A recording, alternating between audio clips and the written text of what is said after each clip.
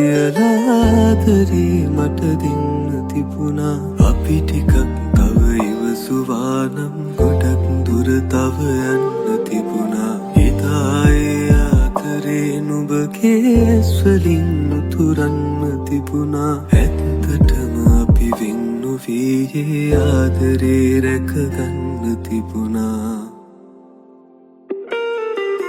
සිතා කුමටද හිමිදේ ගැන දැවීලා තැවෙන්නේ